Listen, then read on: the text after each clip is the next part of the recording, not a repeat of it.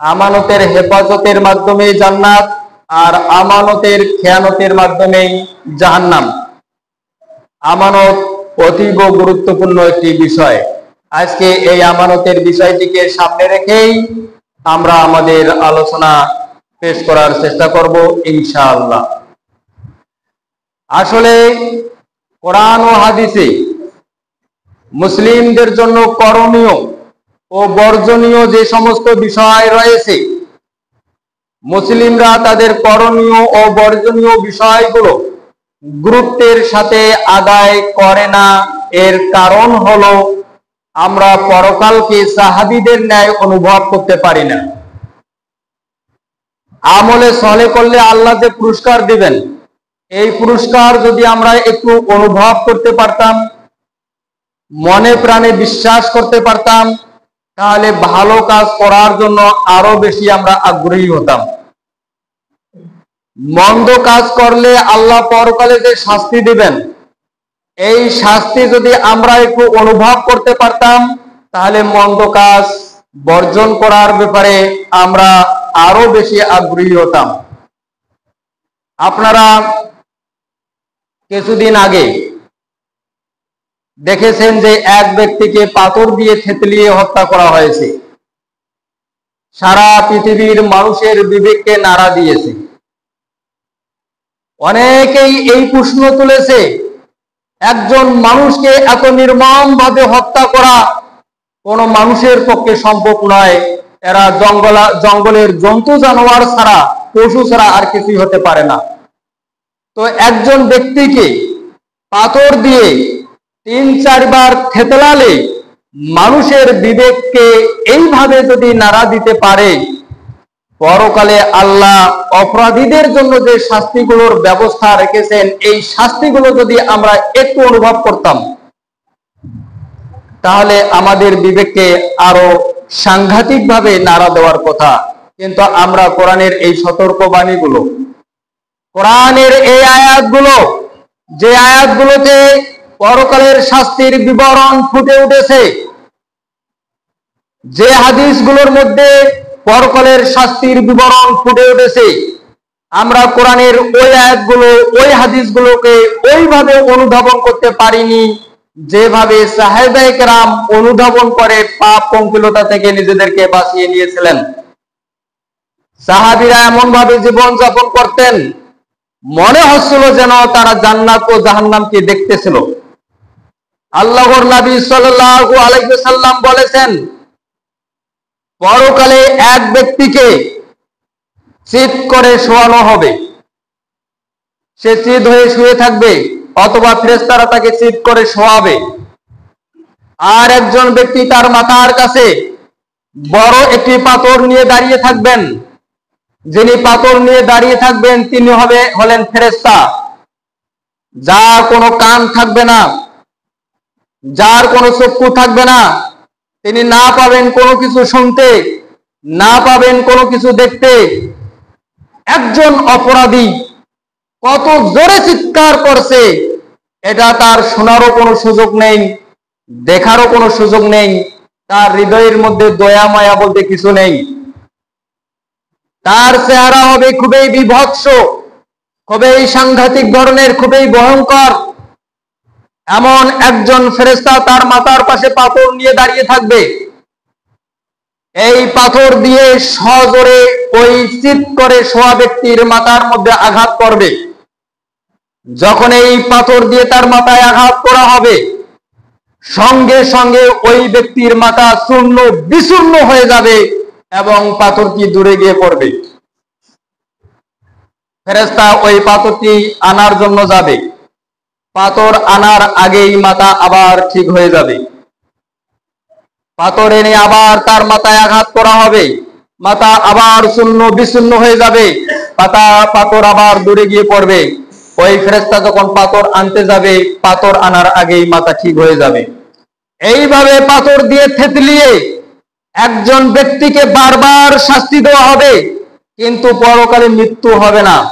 সোহাগকে পাথর দিয়ে থেতলানো হয়েছে, তিনি মারা গিয়েছেন, কিন্তু পরকালে চতুর্দিক দিয়ে মৃত্যু আসবে, মারা যাবে না কেউ। আল্লাহ রাব্বুল আলামিন বারবার মৃত্যুর স্বাদ আস্বাদন করাবেন, কিন্তু মৃত্যু হবে না, কারণ পরকালে জান্নাতি অথবা জাহান্নামী কারো মৃত্যু হবে না। তো মানুষ যদি জানতো সোহাগকে যেভাবে নির্মমভাবে হত্যা করা হলো মাত্র কয়েক মিনিটের মধ্যে, এই ধরনের শাস্তি পরকালে অনন্তকাল পর্যন্ত চলতে থাকবে, তাহলে যে মানুষেরা বলতো এত নির্মম ভাবে কি কোনো মানুষকে হত্যা করা হতে পারে, যারা হত্যা করেছে তাদের মধ্যে কোনো মনুষ্যত্ব নেই, তাদের মধ্যে কোনো মানবিকতা নেই, তাদের মধ্যে কোনো আকল নেই, বিবেক নেই, এরা জন্তু জানোয়ার, এরা পশু, এই সমস্ত লোকেরা অবশ্যই অবশ্যই পরকালের ব্যাপারে সচেতন হতো আর পাপ পঙ্কিলতাকে ছেড়ে দিত। আপনারা দেখেছেন কয়েকদিন আগে মাইলস্টোনে বিমান দুর্ঘটনায় অনেকে আগুনে পুড়ে মারা গেল। তাদের ক্ষত বিক্ষত চেহারা দেখে মানুষেরা আতঙ্কিত হয়েছে, মানুষের বিবেক নাড়া দিয়েছে, মানুষের অন্তরাত্মা কেঁপে উঠেছে যে আগুনে পুড়ে হত্যা, কত কষ্ট করে তারা মারা গিয়েছে, তাদের মৃত্যুটা কত যন্ত্রণাদায়ক ছিল, কত কষ্টকর ছিল। মানুষের অন্তরের মধ্যে যেন কাঁপুনি তৈরি হয়েছিল যে পুড়িয়ে হত্যা, একজন মানুষ পোড়া গিয়ে মানে আগুনে পুড়ে মারা গেল। মানুষ এই মৃত্যুগুলোকে সহজে মেনে নিচ্ছে না, সহজভাবে নিচ্ছে না, তাদের আকলে ঢুকতেছে না, মানুষ আতঙ্কিত আছে। কিন্তু এই ধরনের শাস্তি পরকালে যে অনন্তকাল চলবে, তাদের চামড়া পুড়ে গিয়েছে, তারা দুনিয়া থেকে বিদায় নিয়েছে, কিন্তু পরকালে চামড়া পুড়ে যাওয়ার সাথে সাথে আবার নতুন চামড়া দেওয়া হবে।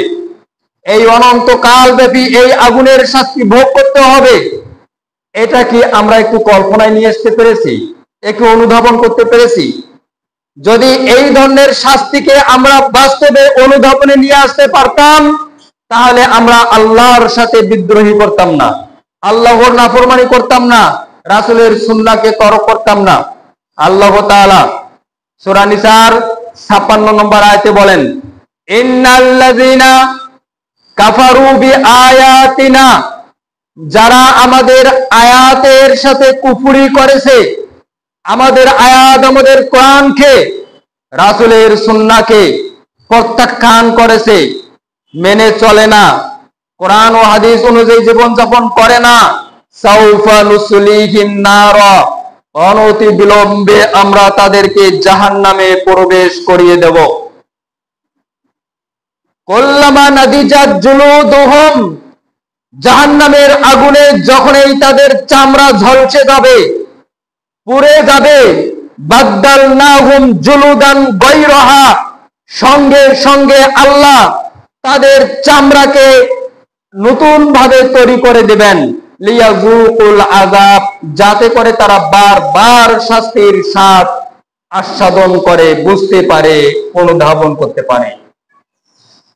উপস্থিতি, মাইলস্টোনে কয়েকজন শিশু আগুনে পুড়ে মারা গেল। এই পুড়ে যাওয়াটা যদি আমাদের বিবেককে নাড়া দিতে পারে, আল্লাহর কোরআনের এই আয়াতগুলো কি আমাদের বিবেককে নাড়া দিতে পারে না?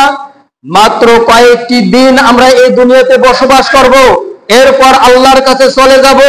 যদি অপরাধী হিসাবে আল্লাহর কাছে আমরা দাঁড়াই, কিভাবে আমরা বারবার ওই পুড়ে যাওয়া শাস্তির স্বাদ আস্বাদন করতে পারবো? কিভাবে আমরা সহ্য করব? বারবার ওই ফাতর দিয়ে থেতলিয়ে ক্ষত বিক্ষত করে দেওয়া হবে আমাদেরকে, কিন্তু মৃত্যু আসবে না। পরকালে বিভিন্ন ভাবে শাস্তির বিশ্লেষণ রয়েছে কোরআনে। একজন অপরাধীকে বিভিন্ন ক্যাটাগরিতে শাস্তি দেওয়া হবে।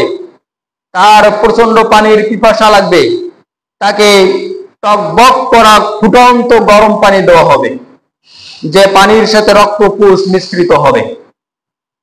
এরপর সে কি ছায়ার খোঁজ করবে, ছায়া, প্রচন্ড গরম তীব্রতা থেকে বাঁচার জন্য আল্লাহ রাব্বুল আলামিন একটি মেঘ তৈরি করে দিবেন। তারা মনে করবে এই মেঘে আশ্রয় নিলে আমরা একটু হলো শান্তি পাবো। তারা দৌড়ে গিয়ে ওই মেঘের ছায়া আশ্রয় নিবে, কিন্তু ওই মেঘের ছায়া হবে খুবই সাংঘাতিক ধরনের ভয়াবহ, উত্তপ্ত, এবং ওই মেঘমালা থেকে নানান ধরনের শাস্তি অবতীর্ণ হবে। তার মধ্যে হলো ফুটন্ত গরম পানি। ফেরেশতাদেরকে নির্দেশ দেওয়া হবে, সুব্বু, তোমরা তাদের মাথার উপর ফুটন্ত গরম পানি ঢেলে দাও। তাদেরকে জাক্কুম বৃক্ষের ফল খাওয়ানো হবে, সাথে সাথে তাদের পেটের নাড়ি ভুঁড়ি যা আছে সবকিছু পিছনের দরজা দিয়ে বেরিয়ে আসবে, কিন্তু মৃত্যু হবে না। আমরা কি কখনো এই শাস্তিগুলো অনুভব করেছি? কখনো পরকালের এই শাস্তিগুলোর কথা চিন্তা করে অহংকার, দাম্ভিকতা, মিথ্যা, সুদ, ঘুষ, পাপ পঙ্কিলতা থেকে বাঁচার জন্য চেষ্টা করেছি? করি না তো। মূলত আমরা পরকালকে আমাদের কল্পনায় নিয়ে আসি না, পারলৌকিক জীবন নিয়ে একটু চিন্তা ভাবনা করি না, পরকালের জন্য প্রস্তুতি গ্রহণ করার প্রয়োজনীয়তা অনুভব করি না। প্রিয় উপস্থিতি, আল্লাহ তাআলা বলেছেন ঈমানদাররা ওয়াল তানজুর নাফসুম মা কদ্দামাত লিগাদ, পরকালের জন্য কি করছো একটু চিন্তা করো। দুনিয়া থেকে পরকালের জন্য কি পাঠাচ্ছো একটু চিন্তা করো, একটু ভাবো দুনিয়ার জন্য কি করছো আর পরকালের জন্য কি করছো। এই দুনিয়াতে আমরা যা কিছুই করি না কেন সবকিছুই অন্যের জন্য, কিন্তু পরকালে আপনার সাথে কি হবে? আমলে চলে, নেক আমল, দান সদকা, তাসবিহ তাহলিল, আপনার নামাজ, আপনার রোজা, আপনার হজ, আপনার যাকাত, আপনার আমল বিল মারুফ, আপনার নাহি আনিল মুনকার, আপনার ন্যায় পরায়ণতা কতটুকু নিতে পেরেছেন? পরকালের প্রস্তুতি গ্রহণ করি, পরকালের শাস্তিকে অনুধাবন করার চেষ্টা করি। আল্লাহ রাব্বুল আলামিন আমাদেরকে তৌফিক দান করুক, আমিন। সম্মানিত উপস্থিতি, আমানত রক্ষা করতে হবে। আমরা সাধারণত বুঝি যে এক ব্যক্তিকে 50,000 টাকা দিলাম আর বললাম ভাই এটা আপনার কাছে আমানত রাখলাম, আমার কাছে টাকাটা নিরাপদ নয়। কিছুদিন পর ওই ব্যক্তির কাছে টাকাটা চাইলাম, চাওয়ার সাথে সাথে তিনি আমাকে দিয়ে দিলেন। আমরা বুঝি যে আমি তার কাছে টাকা আমানত রাখলাম আর চাওয়ার সাথে সাথে তিনি আমাকে দিয়ে দিলেন, আমি আমানত রাখলাম আর তিনি আমানতদার হয়ে গেলেন, অর্থাৎ চাওয়ার সাথে সাথে দিয়ে দিলেন, তিনি খেয়ানত করলেন না। আসলে এটাকেই শুধু আমানত বলে না, আমানতের অনেকগুলো ক্লাসিফিকেশন ভাগ রয়েছে, অনেকগুলো শাখা প্রশাখা রয়েছে। প্রতিটি শাখা প্রশাখা, প্রতিটি ভাগে আমাদেরকে আমানত রক্ষা করতে হবে। আমরা ইনশাআল্লাহ আজকে আমানতের কয়েকটি দিক আপনাদের সামনে তুলে ধরার চেষ্টা করব। আল্লাহ রাব্বুল আলামিন সূরা আনফাল 8 নম্বর সূরার 27 নম্বর আয়াতে বলেন, ইয়া আইয়ুহাল্লাযীনা আমানু লা তাখুনুল্লাহা ওয়ার রাসূল ওয়া তাখুনু আমানাতিকুম ওয়া আনতুম তা'লামুন।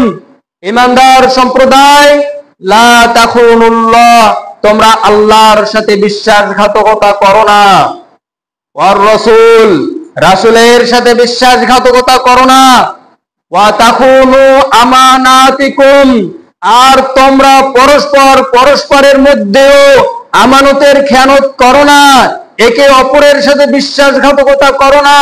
ভাই তার ভাইয়ের সাথে, প্রতিবেশী তার প্রতিবেশীর সাথে, বন্ধু তার বন্ধুর সাথে বিশ্বাসঘাতকতা করবে না। তোমরা একে অপরে বিশ্বাসঘাতকতা করো না। সূরা আনফাল আয়াত হলো 27। আল্লাহর সাথে বিশ্বাসঘাতকতা করো না মানে ফরজ নামাজ ছেড়ে দিও না। যারা ফরজ নামাজ ছেড়ে দেয় তারা আল্লাহর সাথে বিশ্বাসঘাতকতা করে, যারা ফরজ রোজা ছেড়ে দেয় তারা আল্লাহর সাথে বিশ্বাসঘাতকতা করে, যাদের উপর হজ ফরজ হয়েছে, যাকাত ফরজ হয়েছে, যারা হজ ও যাকাত তরক করে তারা আল্লাহর সাথে বিশ্বাসঘাতকতা করে। আল্লাহ যা ফরজ করে দিয়েছেন এই ফরজ গুলো কেউ যদি আদায় না করে সে আল্লাহর সাথে বিশ্বাসঘাতকতা করে। রাসূলের সাথে বিশ্বাসঘাতকতা করো না। রাসূলের সাথে বিশ্বাসঘাতকতা মানে রাসূল যে সমস্ত সুন্নাহগুলো আমাদেরকে দিয়েছেন আমাদের মুক্তির জন্য, নাজাতের জন্য, আমাদের পরিত্রাণের জন্য, আমাদের সুখে ও শান্তিতে বসবাসের জন্য, এই সমস্ত সুন্নাহকে তরক করো না। রাসূলের সুন্নাহ হলো দাড়ি রাখা। প্রতি সপ্তাহে কেন তুমি দাড়ি ছাছো? এটা রাসূলের সাথে বিশ্বাসঘাতকতা। রাসূলের সুন্নাহ হলো সত্য কথা বলা, ন্যায় পরায়ণতা অবলম্বন করা, সত্যের পক্ষে জীবন দেওয়া, মিথ্যার সাথে আপোষ না করা। যারা রাসূলের সুন্নাহগুলোকে বাস্তবায়ন করে না, রাসূলের সুন্নাহ ভিত্তিক জীবন যাপন করে না, ওরা রাসূলের সাথে বিশ্বাসঘাতকতা করে। এরপর বলেছেন ওয়াতাকুনু আমানাতিকুম, তোমরা পরস্পরের সাথে বিশ্বাসঘাতকতা করো না। আজকে আমরা আয়াতের এই তৃতীয় অংশ নিয়ে কথা বলবো। আমরা একে অপরের সাথে যাতে বিশ্বাসঘাতকতা না করি। আল্লাহ রাব্বুল আলামিন সূরা নিসার মধ্যে বলেছেন, ইন্নাল্লাহা ইয়া'মুরুকুম আন তু'আদ্দুল আমানাতি, আল্লাহ তোমাদেরকে নির্দেশ দিয়েছেন, তোমাদের উপর আইন জারি করেছেন, বিধান জারি করেছেন, তোমাদেরকে কমান্ড দিয়েছেন। কিসের আইন, কিসের উপর বিধান জারি করেছেন? আমানতের উপর। আমানতের উপর কিভাবে আল্লাহর আইন বিধান কার্যকর হবে জারি হয়েছে? আমানতদার প্রতিটি যে ব্যক্তি আমানত রেখেছে তার কাছে আমানত সঠিক সময়ে, সঠিক মোতাবেক, সঠিক সময়ে এবং সঠিক পদ্ধতিতে ফেরত দিবে। এটা হলো আল্লাহর নির্দেশ। আল্লাহ নির্দেশ দিয়েছেন আমানতগুলো তার হকদারদের কাছে সঠিকভাবে পৌঁছে দাও। এরপর বলেছেন ওয়াইদা হাকামতা বাইনান নাসি আন তাহকুমু বিল আদলি, আল্লাহর দ্বিতীয় নির্দেশ হলো যখন মানুষের মাঝে বিচার ফয়সালা করবে, মীমাংসা করবে, তখন অবশ্যই তোমাদের বিচার হবে, তোমাদের মীমাংসা হবে ন্যায়ের উপর ভিত্তি করে, ন্যায় সঙ্গতভাবে, ন্যায় পরায়ণতার সাথে মানুষের মাঝে ফয়সালা করো, বিচার করো। ইন্নাল্লাহা নি'ম্মা ইয়া'iযুকুম বি, আল্লাহ কত সুন্দর তোমাদেরকে বিধান দিলেন। এক, আমানত তার হকদারদের কাছে ফেরত দেওয়া। দুই, মানুষের মাঝে ন্যায় সঙ্গতভাবে বিচার করা। কত সুন্দর বিধান, কত সুন্দর নির্দেশ, কত সুন্দর আইন, এত সুন্দর, এত সুশৃঙ্খল বিধান পৃথিবীর কোন সংবিধান দিতে পারে নাই। পৃথিবীর সংবিধান আমাদেরকে ন্যায় পরায়ণতা শিখায় না।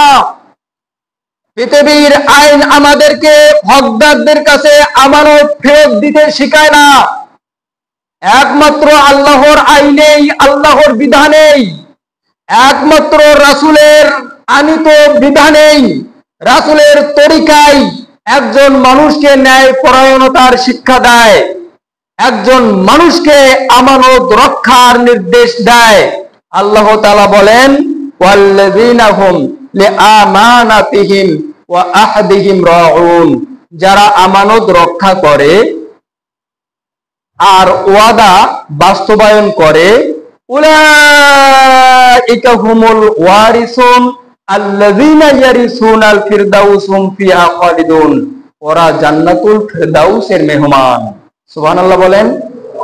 আমানত যারা রক্ষা করে, ওয়াদা যারা রক্ষা করে, আমানতের যারা হেফাজত করে, ওয়াদা প্রতিশ্রুতি, কাউকে কথা দিলে কথা যারা রাখে, আল্লাহ তাদেরকে জান্নাতুল ফিরদাউসের মেহমান হিসেবে স্বীকৃতি দিয়েছেন।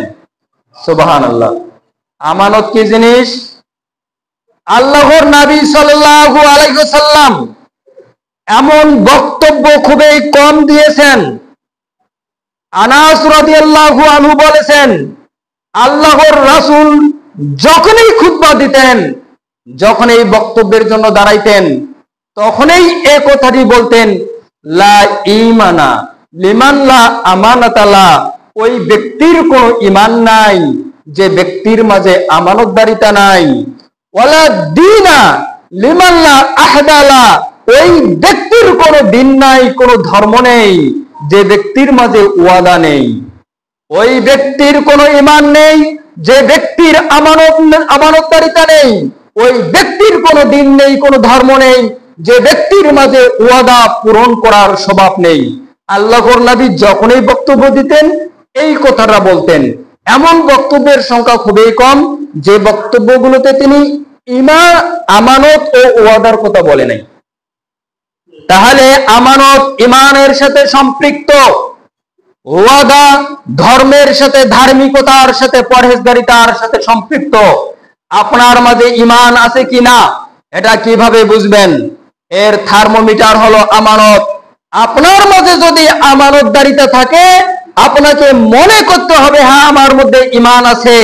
আর আপনার মাঝে যদি আমানতদারিতা নেই, থার্মোমিটারে আপনি ইমানদার হিসাবে আসেন না। আপনার মাঝে যদি ওয়াদা বাস্তবায়ন করার স্বভাব থাকে, আপনার মাঝে ধার্মিকতা আছে। আর আপনার মাঝে যদি ওয়াদা পূরণ করার স্বভাব না থাকে, আপনার মাঝে কোনো ধার্মিকতা নেই। প্রিয় উপস্থিতি, আল্লাহর নবী বলেন, আদ্দিল আমানাতা ইলা মানি ইতা মানাকা। ও আমার সাহাবীরা, তোমরা ওই ব্যক্তির কাছে আমানত ফেরত দাও যে তোমাদের কাছে আমানত রেখেছে। ওয়ালা তাকুন মান খানাক, আর যে তোমাদের সাথে বিশ্বাসঘাতকতা করেছে, তোমাদের আমানত নষ্ট করেছে, তোমরা তার আমানত নষ্ট করো না। যে ব্যক্তি আমার সাথে মন্দ আচরণ করেছে, আমি তার সাথে মন্দ আচরণ করব না। যে ব্যক্তি মিথ্যার ফারমায় ফেলে আমাকে কাবু করার চেষ্টা করে, আমি তাকে মিথ্যা দ্বারা প্রতিহত করব না। যে ব্যক্তি আমার উপর অন্যায় করেছে, অবিচার করেছে, আমি তাকে অন্যায় অবিচারের মাধ্যমে প্রতিহত করব না। যে ব্যক্তি আমার নামে মিথ্যা মামলা সাজিয়েছে, আমি তার নামে মিথ্যা মামলা সাজিয়ে তাকে কাবু করব না। আল্লাহর নবী বলেন, সাহাবীরা, ওয়ালা তাকুন মান খানাক, যে তোমার সাথে বিশ্বাসঘাতকতা করে, তোমার আমানত নষ্ট করেছে, তোমার হক নষ্ট করেছে, খবরদার তোমরা তাদের সাথে বিশ্বাসঘাতকতা করো না, তাদের আমানত নষ্ট করো না, তাদের হক নষ্ট করো না। তোমার হক নষ্ট করেছে বিধায় তুমি তার হক নষ্ট করবে না, এটা হতে পারে না। তোমার হকের ব্যবস্থা আল্লাহ করে দেবেন, আর সে যে তোমার সাথে বিশ্বাসঘাতকতা করেছে, এই শাস্তি আল্লাহ তাকে দিবেন। আমরা অন্যায়ের প্রতিবাদ অন্যায় দ্বারা করব না। আল্লাহর নবী সাল্লাল্লাহু আলাইহি সাল্লাম বলেন, আরবাউন ইযা কুন্না ফিক ফালা আলাইকা মা ফাতাকা মিনাদ দুনিয়া। আমার সাহাবীরা, যখন 4টি গুণ তোমাদের মাঝে থাকবে, 4টি স্বভাব তোমাদের মাঝে থাকবে, শুনে রাখো, দুনিয়াতে তোমাদের কোনো ক্ষতি নাই, তোমাদের কোনো লয় নাই, তোমাদের কোনো সর্বনাশ নাই, তোমাদের কোনো ধ্বংস নেই। যখন 4টি গুণ তোমার মাঝে থাকবে, এই দুনিয়াতে তোমার কাছে কি আসলো আর কি চলে গেল, তুমি তার পরোয়া করিও না। তোমার কোনো ক্ষতি নাই, কে তোমার বন্ধু হলো আর কে তোমার শত্রু হলো, কে তোমার বিরুদ্ধে ষড়যন্ত্র করে আর পরিকল্পনা করে, তোমার কোনো ক্ষতি নাই, তোমার আফসোসের কোনো কারণ নাই, তোমার দুঃখের কোনো কারণ নাই। শোনো, 4টি গুণ যদি তুমি অর্জন করতে পারো, দুনিয়াতে তোমার ক্ষতি নাই, পরকালে তোমার ক্ষতি নাই। এক, হিফযু আমানা, যদি তুমি আমানত রক্ষা করতে পারো। আমানত রক্ষা করার গুণ যার ভিতরে থাকবে, ওই ব্যক্তির কখনো ধ্বংস হবে না, ওই ব্যক্তির কখনো সর্বনাশ হবে না। 2, ওয়াসিদকু হাদিস, সত্য কথা বলার স্বভাব। 3, ওয়াহুসনু খলিকা, ভালো আচরণ, ভালো স্বভাব। ভালো আচরণ যার মধ্যে আছে, ভালো স্বভাব যার মধ্যে আছে, তার দুনিয়াতে কোনো ক্ষতি নাই, পরকালে কোনো ক্ষতি নাই। দুনিয়াতে তার কোনো সমস্যা হবে না, পরকালে তার কোনো সমস্যা হবে না। তার শত্রুরা, তার ষড়যন্ত্রকারীরা, তার বিরুদ্ধে হিংসুক সম্প্রদায় দুনিয়া ও আখিরাতে তাকে বিপদগামী করতে পারবে না। 5, ওয়াইফাতুন, 4, ওয়াইফাতুন ফি তুমা, খানা পিনায় যারা সাবধানতা অবলম্বন করে। তো আল্লাহর নবী সাল্লাল্লাহু আলাইহি সাল্লাম বলেন, তোমার মাঝে যদি আমানতদারিতা থাকে, তুমি কখনো নিজেকে ধ্বংসশীলদের অন্তর্ভুক্ত করিও না। তাহলে বোঝা যাচ্ছে আমানতদারিতা ইসলামের মৌলিক নীতিমালাগুলোর একটি, যে আমানতের ব্যাপারে কোরআন ও হাদিসে এত কথা এসেছে। এই আমানতের অনেকগুলো শাখা রয়েছে। আল আমানাতু ফিল আমওয়াল, একটা হলো সম্পদের আমানত। 2, ওয়াল আমানাতু ফিল আ'দা, অঙ্গ প্রত্যঙ্গের আমানত। 3, আল আমানাতু ফিল আসরার, গোপনীয়তা রক্ষার আমানত। 4, আল আমানাতু ফিল উলাইয়া, দায়িত্বের আমানত। এইভাবে আমানতের অনেকগুলো শাখা রয়েছে। প্রিয় উপস্থিতি, সম্পদের আমানত। সম্পদের আমানত কি? উজরাতু আমেল, কর্মচারীর বেতন। আপনার অধীনে যতজন শ্রমিক কাজ করেছে, তাদের টাকা যদি আপনি সঠিক সময়ে আদায় না করেন, আপনি আমানতের খেয়ানত করলেন, এক ব্যক্তি আপনার বাড়িতে সারাদিন কাজ করলো, কাজ শেষে তার হাতে তার মাইনাটা, তার মজুরিটা আপনি তুলে দেবেন, এটা হলো তার হক। কিন্তু আপনি তাকে টাকা দিলেন না, বাজার দেখিয়ে দিলেন, তিনি বাজারে গিয়ে আপনাকে খোঁজাখুঁজি করে, কিন্তু আপনি আর একখানে চলে গিয়েছেন, আপনার দেখা পেল না, পরের দিনও টাকা দিলেন না, এইভাবে তার টাকা আপনি আটকিয়ে দিলেন, ঘুরিয়ে ফিরিয়ে তারপরে তার হাতে টাকা দিলেন, আপনি আমানতদার নন, ইসলামী শরীয়তে আপনি বিশ্বস্ত ব্যক্তি নন। মজুরি যদি আপনি সঠিক সময়ে আদায় না করেন, অধীনস্থ ব্যক্তিদেরকে যদি তাদের পারিশ্রমিক, তাদের বেতন সঠিক সময়ে দেওয়া না হয়, দায়িত্বশীল সকলেই হলেও বিশ্বাসঘাতক, খেয়ানতকারী। দুই, হাক্কুন লি ওয়ারিস, ওয়ারিস উত্তরাধিকারী যারা আছেন এদের হক সঠিক সময়ে আদায় করা।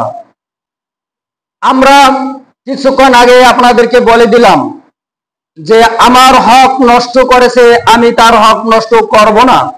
আমার ভাই আমার বিরুদ্ধে ষড়যন্ত্র করতে পারে, আমার ভাই আমাকে ঠকিয়ে আমার সাথে প্রতারণা করে, আমাকে ধোঁকা দিয়ে আমার হক আমার বাবা মার মাধ্যমে মেরে খেয়েছে, তো আমি আমার ভাইয়ের হক মেরে খেতে পারি না। বাবার হক, মায়ের হক, সন্তান আদির হক, ভাইয়ের হক, বোনের হক সঠিকভাবে যারা আদায় করে না, তাদের মধ্যে কোনো আমানতদারিতা নেই, তাদের মধ্যে কোনো ঈমান নেই, তারা হলো বিশ্বাসঘাতক। আল্লাহর নবী সাল্লাল্লাহু আলাইহি ওয়াসাল্লাম বলেছেন, লা ঈমানা লিমান লা আমানাতা লা, ওই ব্যক্তির কোনো ঈমান নেই যে ব্যক্তির কোনো আমানতদারিতা নেই। ওয়া মাহরুন লি জাওজা, স্ত্রীর মোহরানা। আজ পর্যন্ত আমাদের মধ্যে এখানে এমন অনেক লোক আছে যারা স্ত্রীর মোহরানা আদায় করেন নাই, আছে না? আছে। স্ত্রীর মোহরানা আদায় না করা পর্যন্ত আপনি কখনো আমানতদার ব্যক্তি হতে পারেন না। আপনার বাবা লোভী, তাই আপনার শ্বশুরের কাছ থেকে 20 লক্ষ টাকা 10 লক্ষ টাকা যৌতুক নিয়েছে, আর আপনার উপর 30 লক্ষ 40 লক্ষ টাকার মোহরানা চাপিয়ে দিয়েছে। এই অবস্থায় যদি আপনি মারা যান, আপনি একজন বিশ্বাসঘাতক হবেন। যৌতুক প্রথার মাধ্যমে স্ত্রীর এই মোহরানা আদায়ে আমরা বর্তমান শিথিলতা করি কিনা? তার কাছ থেকে 10 লক্ষ টাকা নিলাম আর 15 লক্ষ টাকার মোহরানার একটা বোঝা চাপিয়ে দিল, এটা তো পরিশোধ করা সম্ভব নয়। সম্ভব নয়। যতদিন পর্যন্ত স্ত্রীর মোহরানা আদায় করা হবে না, ততদিন পর্যন্ত বিবাহ সিদ্ধ হবে না, ততদিন পর্যন্ত একজন ব্যক্তি আমানতদার হতে পারে না, তাকে বিশ্বাসঘাতক হতে হবে। আজকে আপনারা যারা আছেন, যদি এই ধরনের কেউ থেকে থাকেন, নিজের জমি থাকুক, ব্যাংক ব্যালেন্স থাকুক, সেখান থেকে স্ত্রীর মোহরানা আদায় করে দিবেন, ইনশাআল্লাহ। দিতে পারবেন না? দিবেন। আপনি মারা গেলে তো আপনার জমি আপনার সন্তান অথবা স্ত্রী ভাগ করে নেবে। আমি হঠাৎ করে আমার গলাটা বসে গেল, এটা হচ্ছে আমার শারীরিক একটা কমন সমস্যা। যাই হোক, আমি সাধারণভাবে কথাগুলো বলার চেষ্টা করতেছি। মরার পরে আপনার জমি আর একজনের কাছে চলে যাবে, আপনার সম্পদ। তো মরার আগেই যদি স্ত্রীকে মোহরানা বাবদ একটা সম্পদ দিয়ে দেন, তাতে কোনো সমস্যা আছে? পরকালে শাস্তি থেকে মাফ পাচ্ছেন। এরপরে মালু দাইনিং ফি রাকাবাতি, ঋণের মাল দোকানে বাকি করেছেন, কারো কাছে আহ্বান নিয়েছেন, কর্জা হাসানা নিয়েছেন, অথবা কোনো ব্যাংকে, কিন্তু সঠিকভাবে আদায় করেছেন না। বর্তমান সময়ের মানুষ টাকা নিতে পারলেই নিজেকে সর্বসেরা মনে করে, আর ঋণদাতা তার পিছনে ঘুরতে ঘুরতে ঘুরতে ঘুরতে এক সময় বিরক্ত হয়ে টাকা ছেড়ে দেয়, যাও তোমার টাকা আর দরকার নেই, আছে না? এমন ব্যক্তিরা হলো বিশ্বাসঘাতক, তাদের মধ্যে কোনো আমানতদারিতা নেই। ঋণের টাকা নিয়েছেন, যথা সময়ে আদায় করাই হলো আমানতদারিতা, আর যথা সময়ে আদায় না করা হলো বিশ্বাসঘাতকতা। মালুন মারহুনুন ইনদা, বন্ধকি সম্পদ। আপনার কাছে একজন টাকা নিল, 2 লক্ষ টাকা বা 4 লক্ষ 5 লক্ষ টাকা, আপনাকে একটা জমি দিল, আপনি এই জমিটাকে সংরক্ষণ করবেন। যদি এই জমিন আপনি সংরক্ষণ করতে না পারেন, আপনি আমানতদার হলেন না, আপনি আমানতের খেয়ানত করলেন। এখন আমরা তো জমি বন্ধক নিয়ে আবাদ করা শুরু করে দেই না দেই? হারাম, হারাম, হারাম। যদি কেউ বলেন যে কোন রকমের সুযোগ আছে নাকি খাজনা টাজনা এবং কিছু কম নিয়ে, কোনো সুযোগই নেই, হারাম। আমি আপনার কাছ থেকে 50,000 টাকা নিলাম, বন্ধক হিসেবে আমার মোটরসাইকেলটা দিলাম। এই মোটরসাইকেলটা আপনি সুন্দর করে আপনার বাড়িতে সাজিয়ে রাখবেন, চালাইতে পারবেন না। যদি আমি অনুমতি দেই তাহলে চালাতে পারবেন। আপনার কাছে যে আমি 50,000 টাকা নিলাম, সিকিউরিটি স্বরূপ আমি মোটরসাইকেলটা আপনার কাছে রাখলাম, আপনাকে চালাইতে দিলাম না। আর আপনি এখন মনে মনে ভাবতে পারেন তাহলে আমার লাভ কি? যদি আমি মোটরসাইকেলে চালাইতে না পারি, জমিটা বন্ধকে মানে বন্ধকি জমিটা আবাদে করতে না পারি, আমার লাভ কি? আপনার লাভ হলো আপনি দান করে যে সব পাবেন, এই যে আমাকে কর্জে হাসানা দিলেন, এটাতে আপনি 18 গুণ বেশি সব পাবেন। সুবহানাল্লাহ বলেন না কেন? সবের উদ্দেশ্যে সুদ প্রথাকে বিলীন করার জন্য আমাদেরকে এই কর্জে হাসানার প্রথা চালু করতে হবে। আর সিকিউরিটি স্বরূপ আপনি তার কাছ থেকে বন্ধকি কোনো কিছু রাখতে পারেন। আচ্ছা, আমানতের দ্বিতীয় স্তর হলো অঙ্গ প্রত্যঙ্গ, চোখ, কান, অন্তর, হাত, পা, আমাদের বিবেক, এগুলো আমানত। এগুলো কি? আমানত। আল্লাহ রাব্বুল আলামিন সূরা বানী ইসরাইলের 36 নম্বর আয়াতের মধ্যে বলেছেন, ওয়ালা তাকফু মা লাইসা লাকা বিহি ইলম, যে ব্যাপারে তোমার জ্ঞান নেই ওই ব্যাপারে তুমি লেগিও না, ওর পিছনে পড়িও না। ইন্নাস সামআ ওয়াল বাসারা ওয়াল ফুয়াদা কুল্লু উলাইকা কানা আনহু মাসউলা, এদের সবাইকে আল্লাহ প্রশ্ন করবেন। কিয়ামতের ময়দানে চোখকে প্রশ্ন করবেন, এই চোখ তুমি কি কি দেখেছো, উত্তর দাও। কিয়ামতের ময়দানে কানকে আল্লাহ প্রশ্ন করবেন, কান তুমি কি কি শুনেছো, উত্তর দাও। কিয়ামতের ময়দানে আল্লাহ অন্তরকে জিজ্ঞাসা করবেন, অন্তর তুমি কি কি কল্পনা করেছো, উত্তর দাও। চোখ যদি ভালো কিছু না দেখি, কান যদি ভালো কিছু না শুনে, অন্তর যদি ভালো কিছু কল্পনা না করে, তাহলে বিশ্বাসঘাতক হিসেবে আল্লাহর কাছে শাস্তি পেতে হবে। চোখ আল্লাহ আমানত হিসেবে দিয়েছেন, খেয়ানত করার জন্য নয়। আল্লাহ বলেছেন, ইয়ালামু খাইনাতাল আয়ুনি ওয়া মা তুখফি সুদূর, তোমাদের চোখের খেয়ানত আল্লাহ জানেন। তোমাদের চোখ কি কি খেয়ানত করে, কার গোপনীয়তা অবলম্বন করেন, চাটির ফাঁক দিয়ে দেখেন, কার গোপন কথা কান লাগিয়ে শুনেন, কার ব্যাপারে অন্তরে অন্তরে পরিকল্পনা করেন, এগুলো আল্লাহ জানেন। অন্তরের খেয়ানত আল্লাহ জানেন, চোখের খেয়ানত আল্লাহ জানেন, কানের খেয়ানত আল্লাহ জানেন। আল্লাহ তোমাদেরকে সঠিক সময়ে ধরবেন। অতএব আমাদের অঙ্গ প্রত্যঙ্গ এগুলো আমাদেরকে আমানত হিসেবে আল্লাহ দিয়েছেন, আমরা এই আমানতের খেয়ানত করতে পারি না। 3, আল আমানাতু ফিল আসরার, গোপনীয়তা রক্ষার আমানত। আল্লাহর নবী সাল্লাল্লাহু আলাইহি ওয়াসাল্লাম বলেছেন, ইযা হাদাসা রাজুলু বিল হাদিস সুম্মা আলতাফাতা ফাহিয়া আমানা, যখন একজন ব্যক্তি তোমাদের সাথে কথা বলে আর এই কথা বলার সময় এদিক ওদিক তাকায় যে কেউ আসতেছে নাকি, কেউ দেখতেছে নাকি, কেউ আমাদের কথা শুনতেছে নাকি, আপনার মনে করে নিতে হবে সে আমাকে যে কথাগুলো বলতেছে এই কথাগুলো আমানত, এই কথাগুলো আর কারো কাছে বলা যাবে না। যদি আপনি এই কথাগুলো আর একজনের কাছে পৌঁছে দেন, আপনি গোপনীয়তা নষ্ট করলেন। আপনি গোপনীয়তা নষ্ট করার কারণে আমানতের খেয়ানতকার হয়ে গেলেন, বিশ্বাসঘাতক হয়ে গেলেন। আপনার মধ্যে কোনো ঈমান থাকবে না, আপনার মধ্যে কোনো দিন ও ধার্মিকতা থাকবে না।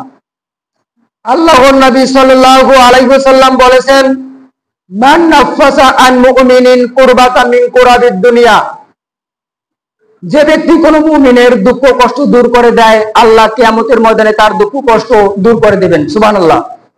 ওয়া মান সাতারা মুসলিমান সাতারাহুল্লাহু ফিদ দুনিয়া ওয়াল আখিরা, আর যে ব্যক্তি কোন মুমিনের গোপন বিষয় ঢেকে রাখে, আল্লাহ দুনিয়া ও আখিরাতে তার গোপনীয় অপরাধগুলো, পাপগুলো ঢেকে রাখবেন। সুবহানাল্লাহ।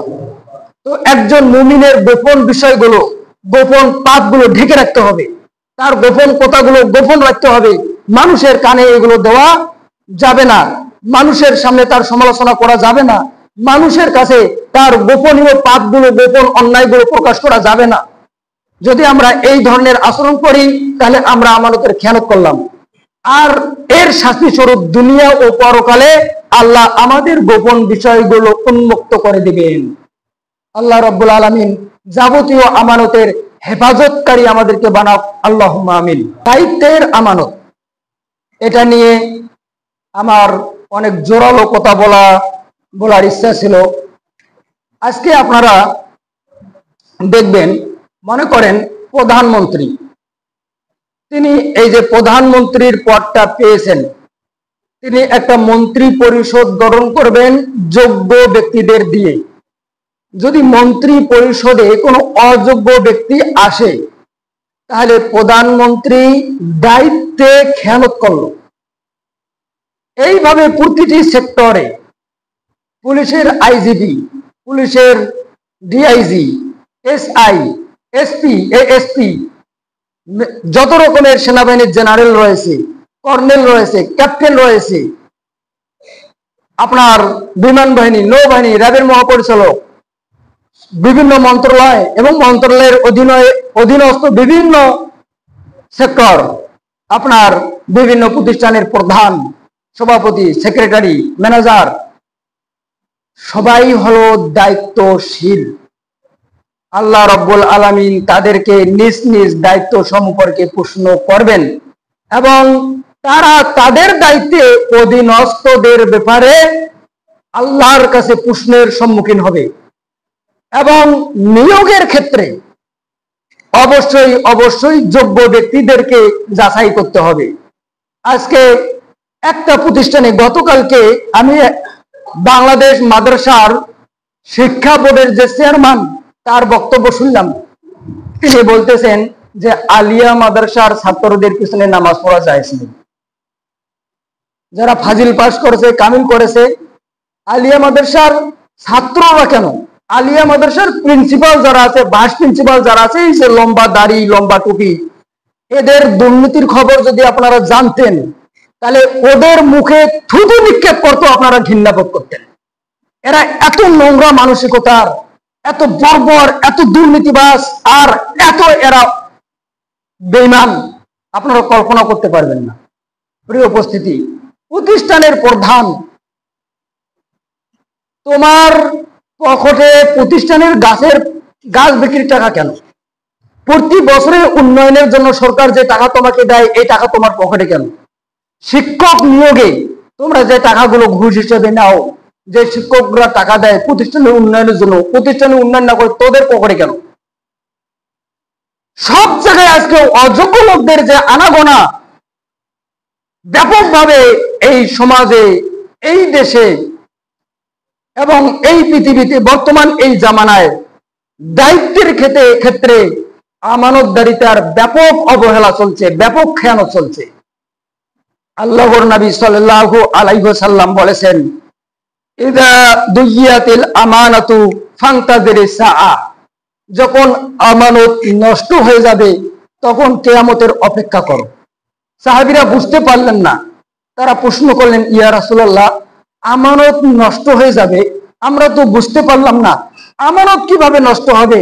আল্লাহর নবী সাল্লাল্লাহু আলাইহি ওয়াসাল্লাম বললেন, ইযা উসিদাল আমরু ইলা গায়রি আহলিহি, যখন নেতৃত্ব, দায়িত্ব অযোগ্য লোকদের হাতে চলে যাবে, ফান্তাযিরিস সাআ, তখন তোমরা কিয়ামতের অপেক্ষা করো। এই দেশের মাটিতে নেতৃত্ব চলে যায় নর্তকীদের হাতে। মমতাজের মতন একজন দেহ ব্যবসায়ী, যারা যে গ্রামে গ্রামে, শহরে, নগরে, বন্দরে দেহ দেখিয়ে টাকা ইনকাম করত, সে এমপিত্ব পায় না পায়, সে জনসাধারণের নিয়ে কথা বলে পাপিয়ার মতন, রুমিন পাহারার মতন। আমার কোনো রাজনীতি করার স্বপ্ন নেই, আমি কোনো রাজনৈতিক দলের নেতা কর্মীও নই, আমি জাতির জন্য সব কথা বলি, কোনো দলকে সামনে রেখে নয়, দল মত নির্বিশেষে। কত গায়ক, কত নায়ক, কত নায়িকা হলিউড বলিউডের, যাদের নাম নিতে লজ্জা পায়, এরা আমাদের নেতৃত্ব দেয়, ঠিক কিনা? একজন তাহাজ্জুদ গুজার ব্যক্তির, একজন ইমামের, একজন মাদ্রাসার মুহাদ্দিসের, একজন মুহতামিমের এরা নেতৃত্ব দেয়। এদেরকে এনে মাদ্রাসা উদ্ভাবন করতে হয়, মসজিদ উদ্ভাবন করতে হয়, উদ্বোধন করতে হয়। এদেরকে এনে বিভিন্নভাবে সম্মান, তাদের খাওয়া দাওয়ার আয়োজন করে, তাদের উপর মানে তাদের সামনে নমনীয়তা দেখিয়ে মাদ্রাসা মসজিদের উন্নয়নের জন্য আবেদন করতে হয়। কত নোংরামি, কত জঘন্য, কত বর্বর এই সমাজের অবস্থা। প্রিয় উপস্থিতি, দেহ ব্যবসায়ীরা আজকে আমাদের নেতৃত্বে, নর্তকীরা আজকে আমাদের নেতৃত্বে, যারা গান বাজনা অশ্লীলতার ব্যাপক বিস্তারে অবদান রাখতেছে, আল্লাহ ও রাসূলের নাফরমানি প্রকাশ্যে করছে, এরা আমাদের নেতা, এরা আমাদের নেতৃত্বে আসে কিভাবে, এরা দায়িত্বে আসে কিভাবে? আল্লাহর নবী সাল্লাল্লাহু আলাইহি ওয়াসাল্লাম বলেন, যখন অযোগ্যদের হাতে, সমাজের একেবারে নোংরা নিচু প্রকৃতির হাতে ক্ষমতা চলে যাবে, দায়িত্ব চলে যাবে, তখন কিয়ামতের অপেক্ষা করো। এটা আমি আমার কথা বলতেছি না, এই যে দেখেন হাদিসে আছে, আল্লাহর নবী বলেছেন, ইন্নাকা সাতাআতি আলা নাসি সিনুনা খদ্দাআ, মানুষের কাছে একটা ধোঁকাময় প্রতারণাময় জামানা আসবে, যুগ আসবে। এই যুগে কি হবে? ইউসাদ্দাকু ফিহাল কাযিব, মিথ্যাবাদীকে সত্যবাদী, ওয়া ইউকাজ্জাবু ফিহা সাদিক, সত্যবাদীকে মিথ্যাবাদী, ওয়া ইউতামানু ফিহাল খায়েন, বিশ্বাসঘাতককে বিশ্বস্ত, ওয়া ইউখাওয়ানু ফিহাল আমিন, আর বিশ্বস্ত ব্যক্তিকে বিশ্বাসঘাতক মনে করা হবে। এরপর বলেছেন ওয়া ইয়ানতিকু ফিহা রুয়াইবিদা, রুয়াইবিদা কথা বলবে। সাহাবীরা বললেন, ইয়া রাসূলুল্লাহ, রুয়াইবিদা কি? আল্লাহর নবী বললেন, আস-সাফিহু ইয়াতাকাল্লামু ফি আমরিল আম্মা, সমাজের নিচু প্রকৃতির, দুষ্ট, নোংরা, বোকা, অক্ষম, নির্লজ্জ, বেহায়া, বেশরমারা জনসাধারণের বিষয়ে কথা বলবে।